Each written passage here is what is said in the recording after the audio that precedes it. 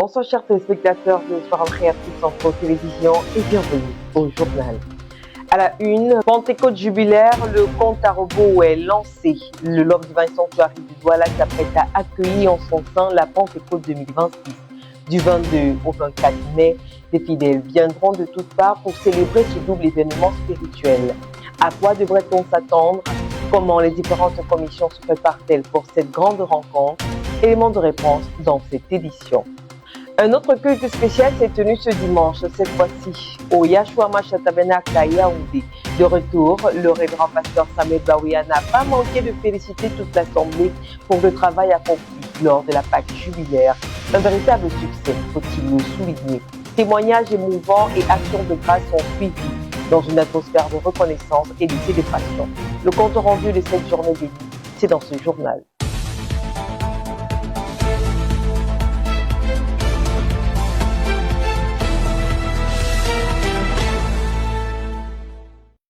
This week, the assemblies under the Creative Word Ministry gathered around the message that traveled from the mission pride of India to the very foundation of divine creation. Our reporter Elda Makeng has the story. On Wednesday, the assemblies listened to Brother Branham's gripping account of his overseas journey through Portugal, Rome, Egypt, and India, where before thousands of people from every religion, a deaf-mute child heard and spoke, and man blind for decades received his sight.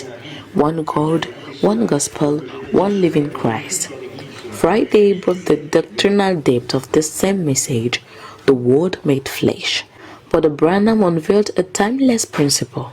Every creation begins as a thought in God's mind, becomes a spoken word, and cannot fail to materialize. When the Holy Spirit fully indwells a believer, his thoughts become God's thoughts, and his words carry creative power. Some video excerpts of our pastor further stirred the faith of brethren throughout the all-night prayer at the Love Divine Sanctuary. On Sunday, it's through wave that Reverend Samuel Baoya called every sheep to walk by revelation, knowing their shepherd's voice so intimately that no stranger could ever lead them astray. The Christians of the Prophetic Prayer House of Boya were blessed by Apostle Lambert Robinson last Sunday. More on this with Becky Aza. Last Sunday, the Christians of the Prophetic Prayer House Boya communed around a practical topic preached by Apostle Lambert Robinson. After the period of silence, Deacon Gassa Simon Pierre coordinated praise and worship. God's presence could be felt among the people. The apostle's topic was regret, a concept which most, if not all of us, have experienced. Reading from Genesis 25:31, where Esau sold his birthright to his junior brother Jacob for a bowl of porridge, which he later on regretted and sought it back with tears, but it was too late. Be very careful of the decisions you make, for some may have irreparable consequences, advised the man of God. Judas also regretted selling Jesus for 30 pieces of silver, but it was too late and he ended up hanging himself. Tomorrow, you will eat from the decision you made today. It is then that you will know if it was a good one or not. From Prophetic Prayer House Boya for PSA Info TV, Becky Asa. PhD Dr. Emmanuel Lingok was last Thursday night of April 2026 at Dioga Palace Hotel to add value to his doctorship as the enlightened upon decentralization, dedicating his book entitled Decentralization in Cameroon Between Institutional Architecture and Socio-Anthropological Approach. Celestin Tianwi with more of that story. Being a PhD doctor is not simply a title, but a proof of years of research and production of work geared towards adding to knowledge. Reverend Dr. Emmanuel Lingok was in the Dioga Palace Hotel to dedicate and place at the disposal of senators, councils, students, and the population of Cameroon and worldwide his work entitled in French La décentralisation au Cameroun entre architecture institutionnelle et approche socio-anthropologique. a book of 383 pages, 19 chapters, divided into 3 parts. The author tries to confront the text regulating decentralization in Cameroon to the realities on the field. A pure work of the field for 2 years as a sociologist, the author tells us his motivation. He brings out the strengths, weaknesses, and challenges of the decentralization process in Cameroon. Prefacing this book is the prominent professor Laurent Charles Boyomo Asala. This book is a working tool for all local development agents for a bottom-top oriented development. Contact the author through the numbers 699-478943 or 622-146981 to get your copy. Ce dimanche fut un culte spécial de reconnaissance et d'édification. Les fidèles ont élevé leur voix en action de grâce tout en recevant de précieux enseignements du pasteur pour affermir leur marche avec Dieu. Écoutons Fridunka.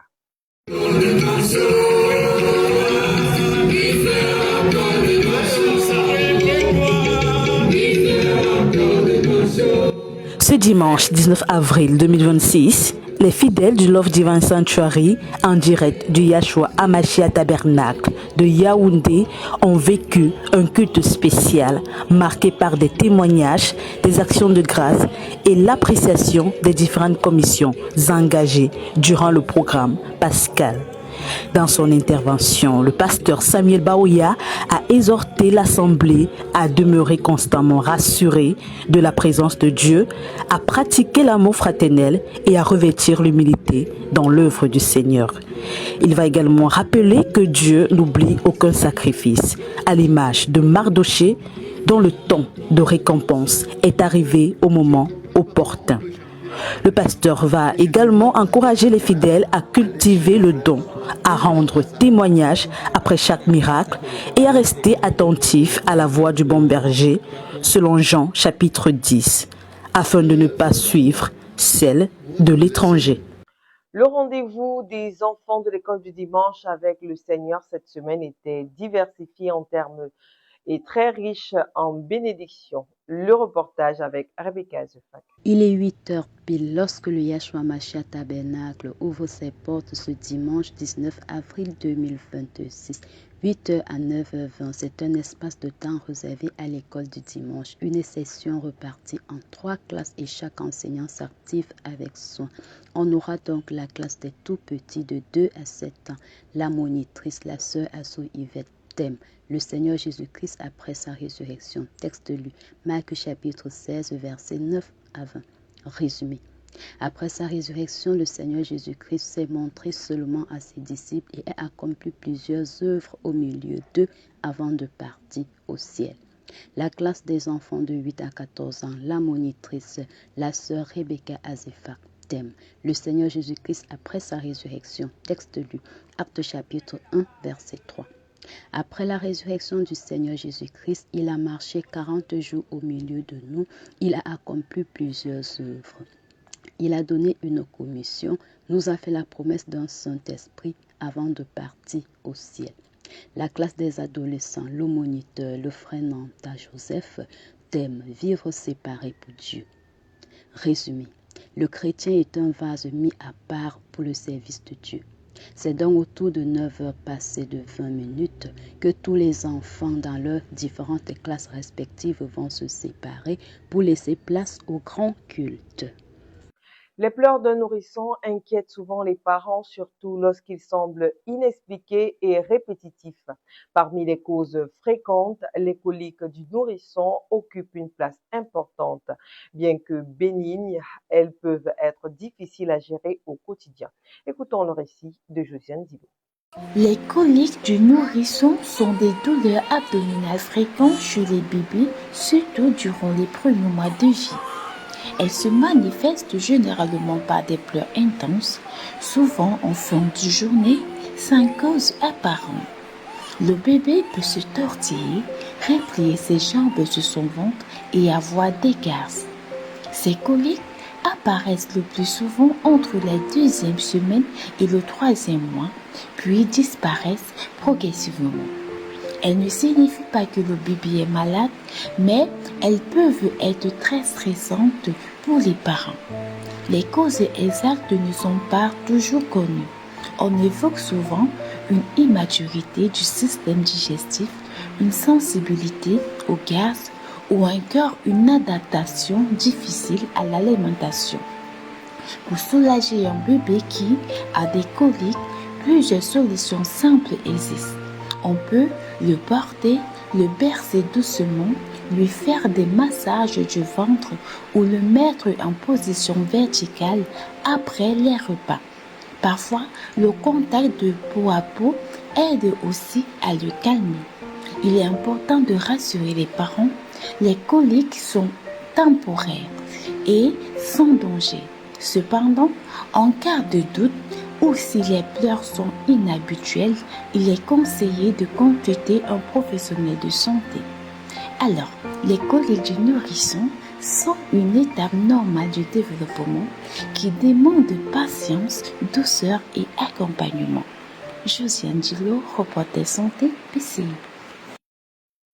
En nécrologie, le Love Divine Sanctuary est en larmes. L'Assemblée de Douala a perdu l'un des siens en ce début de mois d'avril. Papa Lerawa Creo, puisqu'il s'agit de lui, est rentré à la maison paternelle le 4 avril 2026 des suites d'une longue maladie.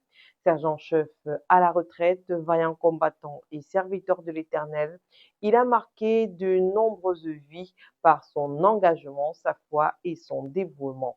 Son départ laisse un grand vide au sein de sa famille, de la communauté chrétienne ainsi que de tous ceux qui ont croisé son chemin. Son corps a été inhumé le week-end dernier dans son village natal à Ngolongini, situé dans la région de l'extrême nord du Cameroun, à quelques mètres de la frontière avec le Tchad, en présence de sa famille, de ses proches ainsi que des fidèles venus lui rendre un dernier hommage. Que l'âme de Papa Lerawa Creo repose en paix. À Douala, la Pentecôte jubilaire se prépare activement dans l'ombre comme sur le terrain. Les commissions multiplient les initiatives pour garantir le succès total de cet événement majeur de la vie chrétienne. Elodie Bakel pour le reportage. Après le passage marquant de la Pâque jubilaire à Yaoundé, la ville de Douala entre à son tour dans la dynamique de préparation d'un événement spirituel majeur, célébré 50 jours après la Pâque, la Pentecôte jubilaire. Considérée comme un moment clé de l'année spirituelle, la Pentecôte jubilaire marque une place importante. Alors, pour sa réussite, sur le terrain, les différentes commissions mises en place pour l'organisation de l'événement, afin qu'il reste un moment inoubliable, définissent déjà leur stratégie. À Douala, l'attente autour de la Pentecôte jubilaire continue de grandir. Les fidèles suivent avec attention l'évolution des préparatifs entre structuration, stratégie et engagement. Les commissions semblent déterminées à relever le défi. Pour la Pentecôte jubilaire, la cuisine a mis sur pied certaines stratégies pour nous faciliter le travail, le moment venu et une bonne réception pour nos invités qui arrivent. Dans cet ordre, nous avons fait plusieurs stratégies, à savoir pour un début, essayer de dénombrer le nombre de participants. Parce que c'est en fonction du nombre de participants qu'on peut essayer d'élaborer un budget. Maintenant, après le budget, nous sommes en train de former des équipes pour savoir qui peut faire quoi dans la cuisine, qui peut faire quoi pour les achats, le service et tout. Attendre la dernière minute, ça peut nous donner beaucoup de pression. Donc, nous sommes en train de chercher des fournisseurs pour un rapport qualité-prix. Et puis maintenant, nous sommes aussi en train de recenser les sites parce qu'il y aura plusieurs sites pour le travail. Tout ne sera pas concentré au même endroit. Et nous croyons que le même Dieu qui a été avec nous à la Pâque jubilaire sera le même Dieu à la Pentecôte jubilaire pour l'Éternel et pour Baoya Samuel. Shalom. Le compte à rebours est lancé et Douala se met en ordre d'image. Stop et fin pour cette autre édition du 20h. À la caméra réalisation Merveille MC, collaboration Jules-Pierre Mounet, coordination générale Ghislain Gonguet, supervision générale du révérend pasteur Samuel Baouya. Merci pour votre aimable attention.